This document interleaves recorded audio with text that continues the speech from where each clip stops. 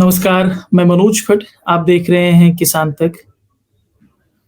Palm oil import से MSP से कम दामों में सरसों देश में बिकता है। इसको लेकर सीएसीपी क्या कहता है, इस विषय को आज हम समझते हैं। पाम तेलों के मामले में भारत का बिगड़ा हुआ गणित और सरसों समेत अन्य तिलहनी फसलों की खेती करने वाले किसानों की परेशानियां किसी से छिपी नहीं है। असल में भारत खाद्य तेलों की अपनी घरेलू जरूरतों को पूरा करने के लिए कुल खपत का 60% का 60% खाद्य तेल इंपोर्ट करता है, जिसके तहत सबसे अधिक पाम ऑयल इंपोर्ट देश में किया जाता है। इंडोनेशिया और मलेशिया से पाम ऑयल का इंपोर्ट होता है। उसके बाद सूरजमुखी और सोयाबीन जैसे दूसरे खाद्य तेल हैं जिनका इंपोर्ट किया जाता है।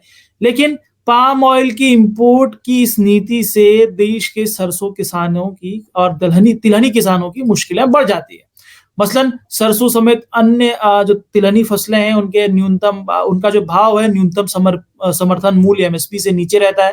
ऐसे में सरसों वो जो अन्य सोयाबीन जो अन्य तिलहनी फसलों के किसान जो हैं उनकी परेशानियों को कम करने के लिए देश में फसलों पर एमएसपी की सिफारिश करने वाली जिसे हम लोग कहते हैं कृषि व मूल्य लागत आयोग, जिसे हम सीएसीपी के नाम से जानते हैं, वो क्या कहता है, उसका क्या मानना है, इस पूरे मामले को समझते हैं।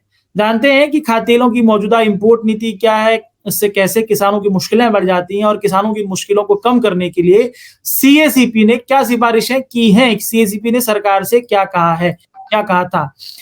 सबसे पहले समझते हैं कि आखिरकार सरसों या जो तिलहनी फसलें के किसान हैं उनकी मुश्किलें क्या हैं।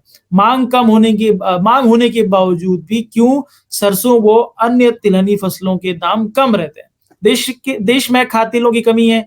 जाहिर तौर पर इन हालातों में भारत में पैदा होने वाली सरसों व अन्य तिलहनी फसलें जिसमें सोयाबीन है, मूंगफली है, तिल है, उनके जो दाम है वो अधिक मिलने चाहिए थे, क्योंकि देश में पहले से ही खपत अधिक है, उत्पादन कम है। लेकिन इसके उलट देश की प्रमुख तिलहनी फसलों जिसमें सरसों के दाम सबसे छुपे नहीं है, उत्तर भारत में बड़ी मात्रा में सरसों का उत्पादन होता है, वो एमएसपी से नीचे रहते हैं। सरसों का उदाहरण लेकर हम लोग कहें, केंद्र सरकार ने 2023-24 के लिए सरसों की एमएसपी 2450 रुपए क्विंटल तय की थी, लेकिन इस पूरे साल सरसों के दाम पिटे रहे, किसानों को सरसों एमएसपी से नीचे बेचना पड़ा।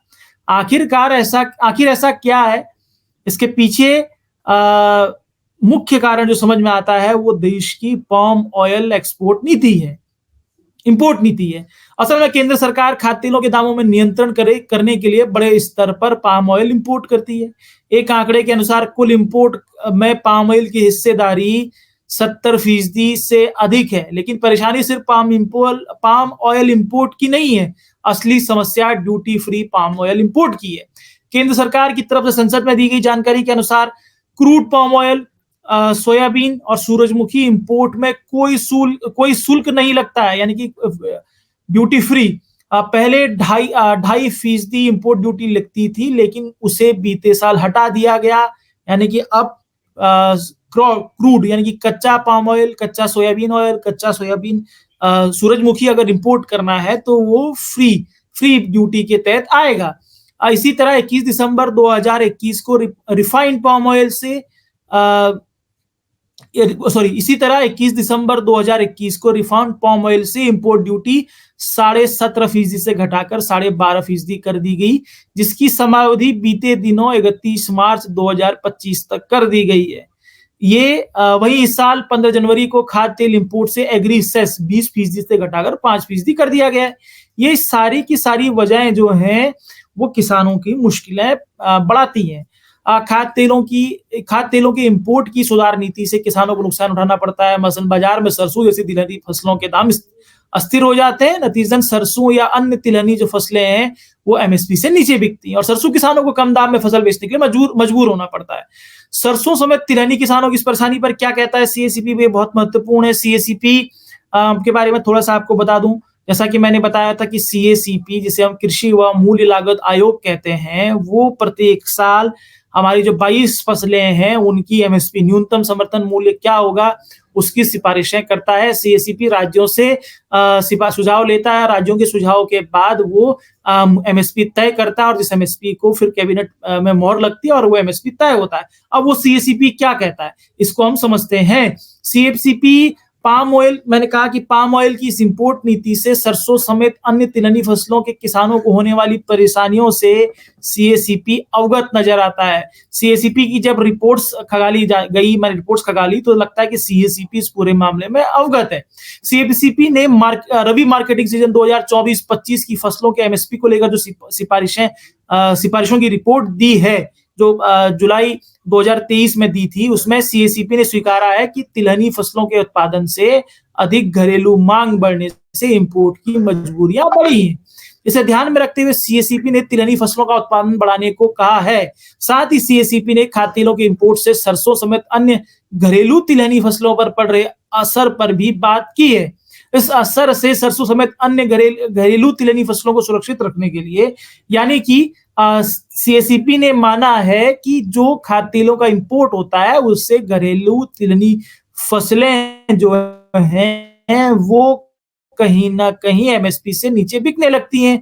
उसकी वजह से किसानों को परेशानियां उठानी पड़ती हैं और इस परेशानियों से यानी कि जो ये सरसों समेत जो सूरजमुखी, सोयाबीन जो दाम कम हो जाते हैं इंपोर्ट से और एडिबल ऑयल इंपोर्ट से, उससे सरसों समेत अन्य घरेलू तिलहनी फसलों को सुरक्षित रखने के लिए सीएसीपी ने पिछले साल खाद्य तेलों की ग्लोबली कीमतें, मांग आपूर्ति और जो खाद्य तेलों की घरेलू कीमतों के साथ ही एमएसपी यानी कि जो उसका न्यूनतम समर्थन मूल्य का उतार चढ़ाव होता है तिलहनी फसलों का, उससे जुड़ा हुआ एक डायनेमिक टैरिफ स्ट्रक्चर बनाने की सिफारिश की है। सीएसीपी ने इस पर बहुत जोर दिया है। अब बेसिकली अपनी रिपोर्ट में सीएसीपी ने इस स्ट्रक्चर को लेकर खुलकर तो नहीं कहा है, लेकिन माना जाता है कि इस तरह के स्ट्रक्चर के अस्तित्व आने से खाद्य तेलों में जारी खेल पर लगाम लगाई जा सकती है, क्योंकि मौजूदा समय में जारी खाद्य तेलों के इस खेल में आम उपभोक्ता को महंगा खाद्य तेल मिलता है तो किसानों को उनकी उपज का दाम कम मिलता है।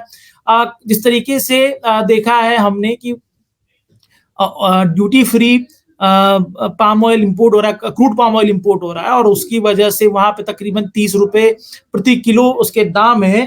तो कैसे इसका असर सरसों पर पड़ता है, अन्य सूरजमुखी की अन्य तिलहनी फसलों पर पड़ता है। अगर इस तरह का इंफ्रास्ट्रक्चर सामने आता है, इस तरह का स्ट्रक्चर बनता है जो लगातार दाम टैरिफों पर निगाहें बनाता है, प्रतिदिन उस तरह की निगाहें बनाता है, तो संभवतः उस पर निगाह रखते हुए किसान अपनी फसल को बेचने के लिए आ सकते हैं, क्योंकि जो एडिबल ऑयल की जो मांग और आपूर्ति का जो नियम है वो इंटरनेशनली रेगुलेट होता है। लगातार इंटरनेशनली उतार चढ़ाव से उसका नुकसान किसानों को पड़ता है। बेशक सरकारों को चाहिए कि वो सुनिश्चित करें कि किसानों को उनकी फसल के दाम एमएसपी के तय फॉर्मूले पर मिले, एमएसपी से नीचे ना मिले, लेकिन साथ ही साथ ये भी बहुत जरूरी है कि जिन कमोडिटी पर इंटरनेशनली प्रभाव बहुत ज्यादा है उनके लिए इस तरह का इंफ्रास्ट्रक्चर सामने आए, इस तरह का स्ट्रक्चर सामने आए जो कहीं ना कहीं चीजों को रेगुलेट करने में मदद कर सके। ये हमारी कोशिश थी। आपको ये हमारी कोशिश कैसी लगती है जरूर बताइएगा। अगर आपको हमारे कार्यक्रम पसंद आता है तो हमें शेयर, सब्सक्राइब, लाइक जरूर कीजिएगा। इसी के साथ ही इजाजत दीजिए, आप सबसे फिर मुलाकात होगी। अगर ये वीडियो आपको पसंद आया है तो इसे लाइक जरूर करें। अगर चैनल अभी तक सब्सक्राइब नहीं किया है तो कर लें और नोटिफिकेशन पाने के लिए बेल आइकन भी दबा दें।